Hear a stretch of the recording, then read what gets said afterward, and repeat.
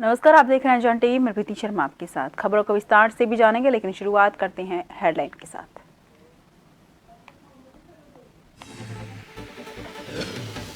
दो दिवसीय उत्तराखंड दौरे पर जेपी नड्डा पिथौरागढ़ और विकासनगर में किया प्रचार, सभा को किया संबोधित। शुक्रवार को हरिद्वार में रोड शो।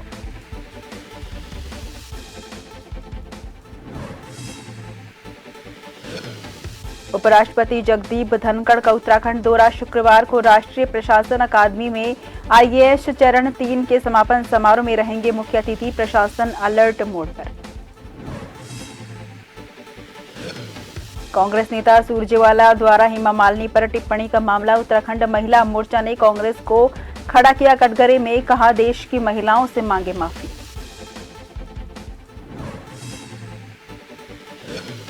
उत्तराखंड की 5 लोकसभा सीटों पर 19 अप्रैल को मतदान। 11,729 बूथों पर कड़ी सुरक्षा। 50% बूथों को जोड़ा जा रहा वेबकास्टिंग से। अल्मोड़ा के बुंगा निवासी मणिपुर में नक्सली मुठभेड़ में शहीद कमल सिंह का राजकीय सम्मान के साथ हुआ अंतिम संस्कार।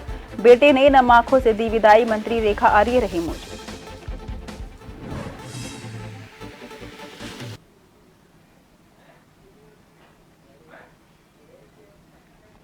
रुक करते हैं खबरों की ओर। देहरादून में विकासनगर में बीजेपी राष्ट्रीय अध्यक्ष और सीएम धामी ने चुनावी जनसभा को संबोधित किया। इस दौरान उन्होंने मोदी सरकार की 10 साल की उपलब्धियां गिनाई। इस दौरान बीजेपी राष्ट्रीय अध्यक्ष ने इंडिया गठबंधन पर जमकर हमला किया। टिहरी लोकसभा सीट से बीजेपी प्रत्याशी माला राज्य लक्ष्मी शाह के समर्थन में जनसभा की गई। नड्डा ने कहा कि उत्तराखंड देवभूमि है और देवी देवताओं की भूमि है। पड़ोसी राज्य हिमाचल भी देवभूमि है, ये कर्म भूमि भी है और वीरों की भूमि भी है। उन्होंने कहा कि जब जब देश पर खतरा आया तब उत्तराखंड के वीरों ने दुश्मनों को मुंहतोड़ जवाब दिया है।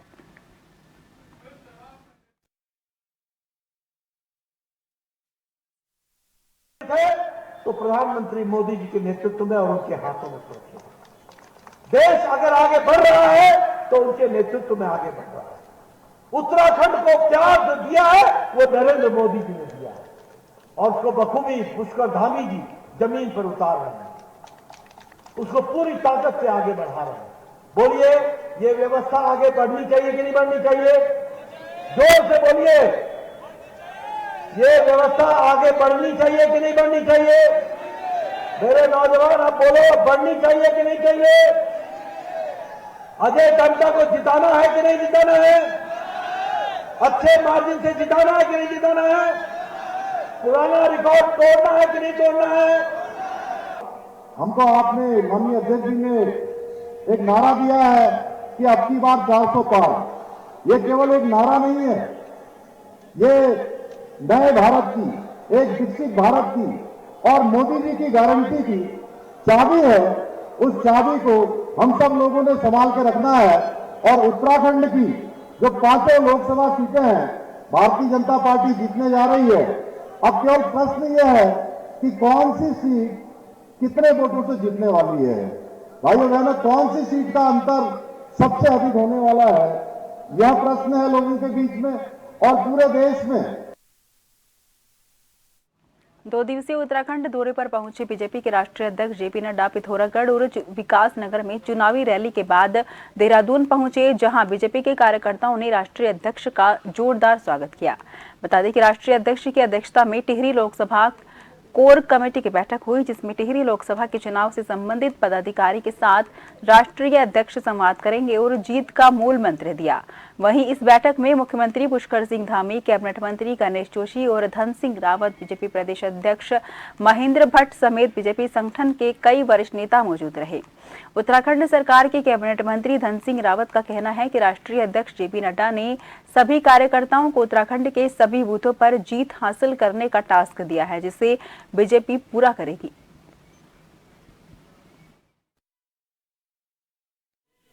हमारे राष्ट्रीय अध्यक्ष जी 2 दिन के दौरे पे उत्तराखंड में हैं। आज पहली सभा उनकी पिथौरागढ़ में थी, दूसरी सभा जो है विकासनगर में थी और हजारों लोग आज उन सभाओं में थे। हमारे मुख्यमंत्री जी भी साथ में थे। और अभी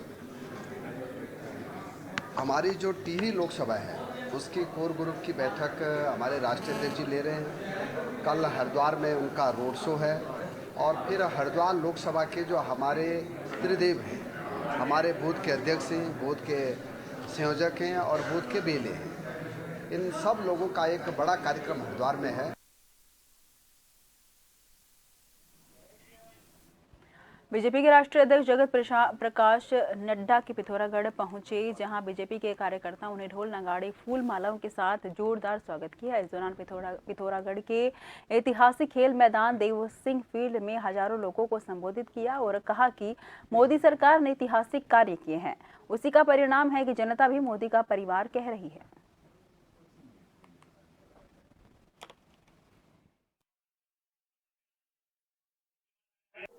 इस बार हमको आपने माननीय अध्यक्ष जी ने एक नारा दिया है कि अब की बार 400 पार। ये केवल एक नारा नहीं है, ये नए भारत की, एक विकसित भारत की और मोदी जी की गारंटी की चाबी है।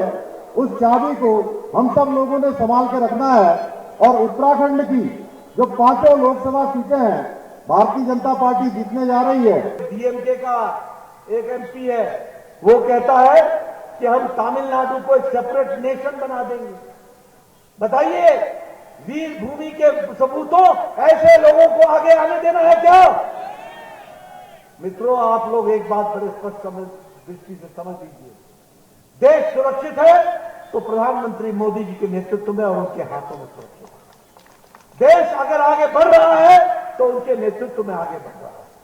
उत्तराखंड को प्यार जो दिया है वो नरेंद्र मोदी जी ने दिया है और उसको बखूबी पुष्कर धामी जी जमीन पर उतार रहे हैं, उसको पूरी ताकत से आगे बढ़ा रहे हैं।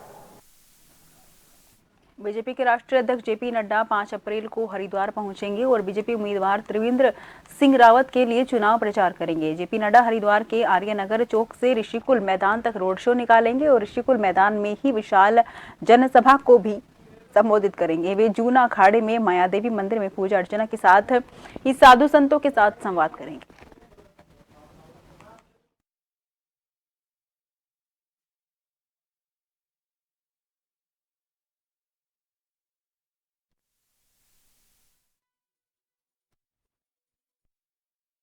मंदिर पूजा करेंगे, संतों के साथ संवाद करेंगे, संतों का आशीर्वाद लेंगे, फिर रोड शो करेंगे आर्यनगर से ऋषिकुल तक। ऋषिकुल पे फिर जो हमारे त्रिदेव हैं बूथ स्तर के, वो पूरी लोकसभा के उन बूथ के अध्यक्ष हैं, बूथ के पालक हैं, शक्ति केंद्र के संयोजक हैं, शक्ति केंद्र के प्रभारी हैं, ऐसे हमारे सभी लोगों से संवाद करेंगे। और कौन कौन से बड़े नेता शामिल रहने वाले हैं? सभी रहेंगे, प्रदेश अध्यक्ष जी रहेंगे और सब रहेंगे, प्रत्याशी जी रहेंगे और भी बड़े जो भी आएंगे सब। साधु संतों के साथ भी संवाद होगा।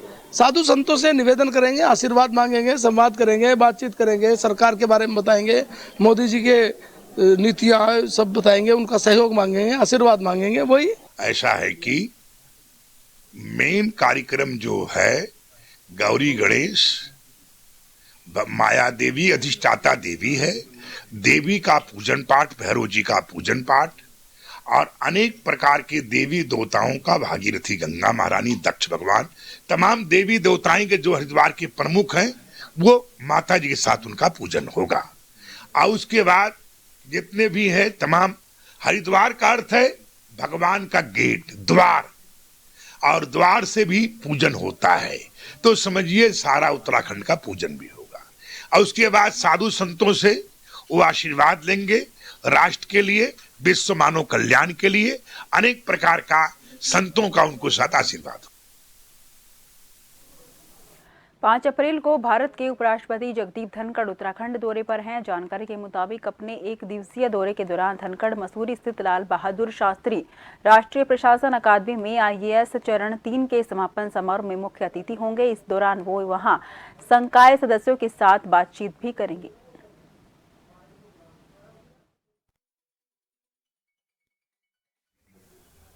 देखिए, कल को VVIP विजिट है देहरादून जनपद में, तो उसके तहत जो है हमारे द्वारा जो है चाक चौबंद सुरक्षा व्यवस्था की गई है, चाहे वो जलग्रांट एयरपोर्ट हो, फिर चाहे वो रूट की व्यवस्था हो, और उसके अलावा जो वेन्यू है उसकी व्यवस्था हो। हर जगह जो है पर्याप्त मात्रा में जो है पुलिस फोर्स लगाया गया है और पर्याप्त मात्रा में जो है SP रैंक से लेके और नीचे तक के अधिकारी और कर्मचारीगणों को ड्यूटी पर लगाया गया है। और हम ये सुनिश्चित करेंगे कि उनका जो मूवमेंट होगा वीवीआईपी साहब का वो बिल्कुल निर्बाध हो और आम जन को भी कम से कम परेशानी हो, इसी का ध्यान रखा गया है इसमें।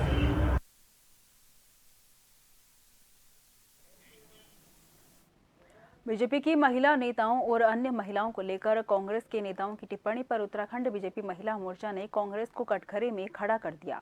दरअसल बीजेपी महिला मोर्चा की प्रदेश अध्यक्ष आशा नोटियाल ने कांग्रेस नेता सुरजेवाला की तरफ से मथुरा की सांसद हेमा मालिनी पर की गई टिप्पणी की निंदा की है। उन्होंने कहा है कि कांग्रेस के नेता महिलाओं पर अभद्र टिप्पणी कर देश की महिलाओं के सम्मान को ठेस पहुंचा रहे हैं।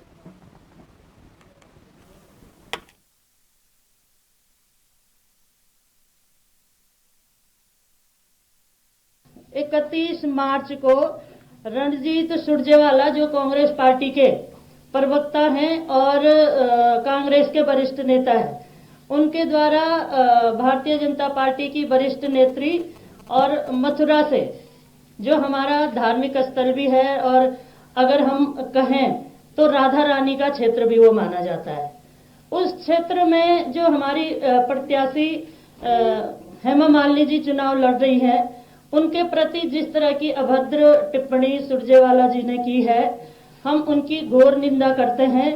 और लगातार जिस तरह से उन्होंने हेमा मालिनी पे टिप्पणी की है कि एक महिला प्रत्याशी पे जो उनके शब्दों द्वारा कहा गया है, ऐसे ये कांग्रेस पार्टी के नेताओं की क्षुब्ध मानसिकता का प्रतीक है और इससे ये दर्शाता है कि उनका भारतीय महिलाओं के प्रति उनकी क्या भावना है, किस तरह का वो मन भारत की महिलाओं के प्रति रखते हैं।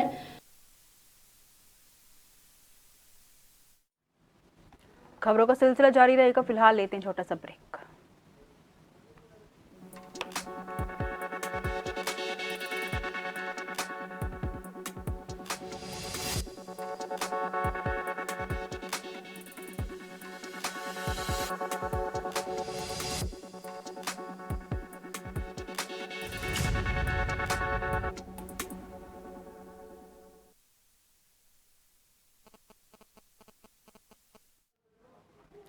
ब्रेक के बाद फिर से आपका स्वागत है। रुक करते हैं खबरों की ओर। कांग्रेस प्रत्याशी वीरेंद्र रावत ने कई विधानसभा में रोड शो किया और जगह जगह जाकर लोगों से वोट मांगे। वहीं झबरेड़ा विधानसभा के सलेमपुर गांव में वरिष्ठ कांग्रेसी नेता अभय सिंह सैनी के घर पर एक जनसभा की गई।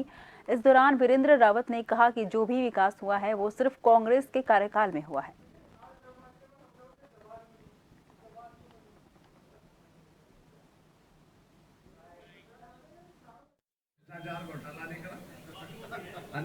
ये पूरे गांव की, पूरे क्षेत्र की एक भावनाएं हैं, शुभकामनाएं उनके साथ हैं। सब हर तबके की बिरादरी के लोग उनका दिलो जान से समर्थन कर रहे हैं। ये हमारी कामना है। उनके कार्य ऐसे हैं कि हमारे हरीश रावत जी जमीन से जुड़े हुए नेता हैं। उन्होंने हर आदमी की, हर जाति में हर आदमी की हर तरह से मदद की है। लोकसभा प्रत्याशी त्रिवेंद्र सिंह रावत ने रुड़की में एक कार्यक्रम के दौरान महिलाओं को उत्तराखंड और केंद्र में मिलने वाली योजनाओं के बारे में अवगत कराया और उन्हें सम्मानित भी किया। त्रिवेंद्र सिंह रावत ने बताया कि देश में महिलाओं के लाभ के लिए कई योजनाएं दी जा रही हैं, जिसको लेकर उन्होंने आज तमाम योजनाओं से अवगत कराया है।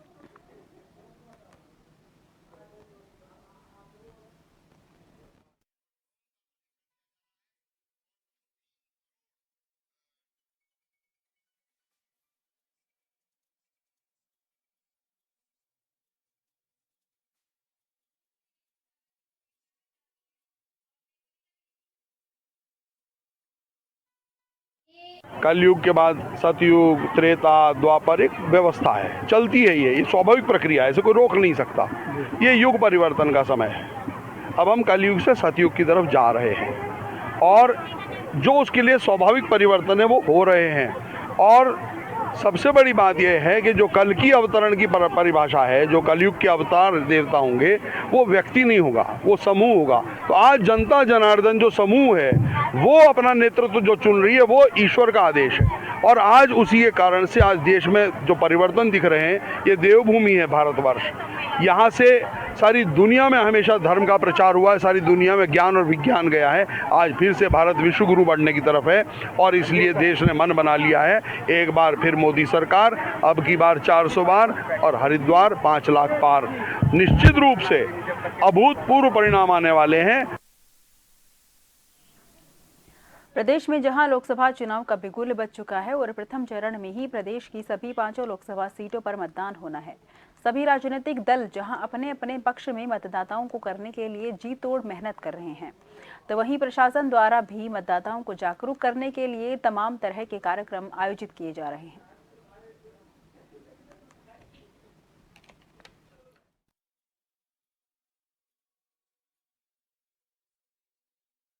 ये मेरा पहला वोट है और इस बात की मुझे खुशी भी है कि देश के विकास में मेरा वोट डलने जा रहा है इस बार। और मैं चाहूँगा कि हमारी जो सरकार है वो विकास के कार्यों में मतलब विकास के कार्य और अच्छे से कर सके। और मेरा वोट, क्योंकि ये महत्वपूर्ण वोट, हर भारतीय का वोट महत्वपूर्ण होता है और मैं खुश हूँ।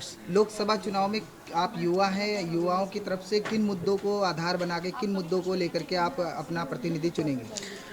देखिए, रोजगार पहला मुद्दा है जो युवाओं के, सब सारे युवाओं के लिए महत्वपूर्ण है। और मैं बहुत उत्सुक हूँ क्योंकि मैं पहली बार वोट देने जा रही हूँ और जितनी उत्सुकता है उतना ही मेरा एक सरकार से एक प्रेशर भी रहता है हमारा भी कि हम जो वोट डाल रहे हैं उस हिसाब से सरकार भी वो काम को करे, फालतू हमें लुभावने वादे ना दे, अपनी जो हमसे वादे करते हैं उन पे कायम भी रहे। शहीद दुर्गामल राजकीय स्नातकोत्तर महाविद्यालय में लगातार मतदान जागरूकता के लिए अभियान हो रहे हैं। पूरे वर्ष भर हमने, क्योंकि जो यूजी क्लासेस हैं उसमें हमें नए वोटर्स मिलते हैं तो उनका प्रशिक्षण करना ज़रूरी होता है। तो इसके लिए हम लोगों ने शपथ दिलाई है उनको। हमने run for unity, run for vote, ये सब दौड़ भी कराई है। इसके अलावा जो इसके लिए रैली निकली, हम बच्चों को वहाँ पर भी लेके गए हैं। हमारे प्राचार्य डॉक्टर DC नैनवाल के द्वारा अनेक बार इनको संबोधित किया गया है। BLOs आए हैं, SDM आए हैं जिन्होंने इस प्रकार के प्रशिक्षण के कार्यक्रम दिए हैं। तो हम बच्चों को यही बताने का प्रयास करते हैं कि आपको, आपका जो वोट है वो कितना महत्वपूर्ण है और इसका। कुमाऊं और गढ़वाल के प्रवेश द्वार रामनगर में स्थित स्वर्गीय रामदत्त जोशी राजकीय संयुक्त चिकित्सालय को करीब 4 वर्ष पूर्व प्रदेश सरकार ने इस मकसद से PPD मोड पर दिया था कि यहां पर आने वाले मरीजों को बेहतर स्वास्थ्य सुविधाएं मिल सके। लेकिन आपको बता दें कि जब से ये अस्पताल PPP मोड पर संचालित हुआ है तभी से स्वास्थ्य सुविधाओं को लेकर लगातार चर्चाओं में है।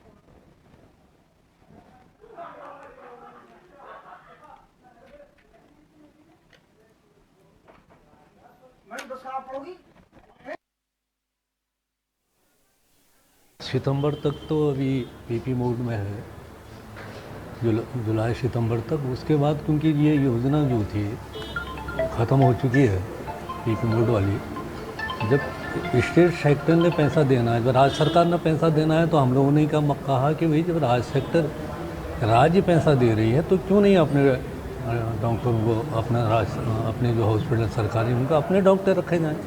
जो पुराने डॉक्टर हैं जो रिटायर हो गए उनको भी रखा जा सकता अगर डॉक्टरों की कमी है। जितने भी अस्पताल PP मोड पे दिए गए हैं वो सिर्फ रेफर सेंटर बन के रह गए हैं और कई लोगों की जान इस वजह से चले गई है।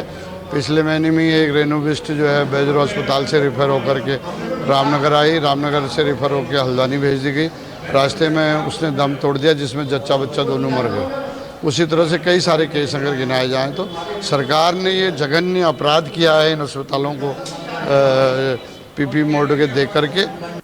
एक लेटर UK HSDP से सेवा प्रदाता को गया है जिसमें ये लिखा गया है कि 6 जुलाई 2024 को, जबकि इनका 4 साल का कार्यकाल पूरा हो रहा है, तब तक हैंडओवर कर दिया जाए सरकार। ऐसा भी है कि 7 जुलाई से भी गवर्नमेंट अपनी इस तरह से। हाँ, अभी जो लेटर आया है उसमें ये लिखा है।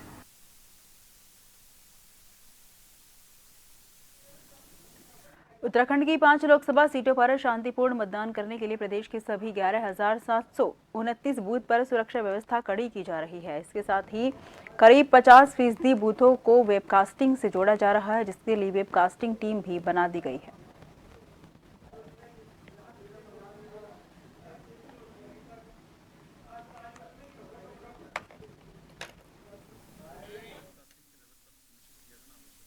पार्टी होती है, मतदान दल होता है, ये पोलिंग स्टेशन पर पहुंच जाता है तो उनको किस सुविधा केंद्र से, किस प्राथमिक स्वास्थ्य केंद्र से, किस जिला अस्पताल से संपर्क करना है, इसकी जानकारी नहीं होती है। उसको देखते हुए हम लोगों ने booth level health management plan एक तैयार किया हुआ है, जिसकी जानकारी आप यहाँ पे देख सकते हैं। हम लोगों ने पूरा प्रयास किया हुआ है कि राज्य में स्थित 13 जनपदों के जिला अस्पताल होंगे, जो सामुदायिक स्वास्थ्य केंद्र होंगे और प्राथमिक स्वास्थ्य केंद्र होंगे। वहां के जो प्रभारी चिकित्सा अधिकारी होंगे, उनकी जानकारी सभी पोलिंग पार्टियों तक उपलब्ध रहेगी। उसका एक कार्य योजना तैयार किया गया है, जो अगली स्लाइड में हम देख सकते हैं।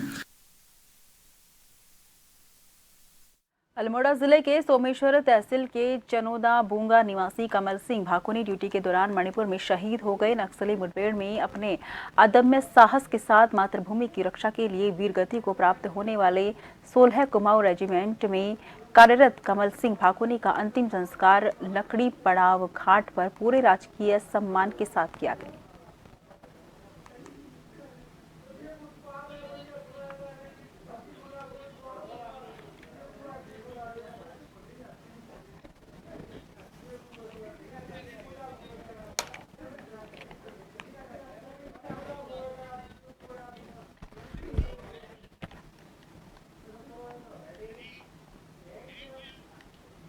विश्व प्रसिद्ध जिम कॉर्बेट नेशनल पार्क के डीला रेंज से एक बड़ा मामला सामने आया है, जो चर्चा का विषय बना हुआ है। दरअसल यहां एक महिला वन दरोगा ने डीला रेंज के अधिकारी पर छेड़खानी का आरोप लगाया है। बता दें कि महिला वन दरोगा ने रेंज अधिकारी पर कार्रवाई करने की मांग को लेकर शिकायती पत्र कॉर्बेट पार्क के डायरेक्टर डॉक्टर धीरज पांडे को देकर कार्रवाई की मांग की है।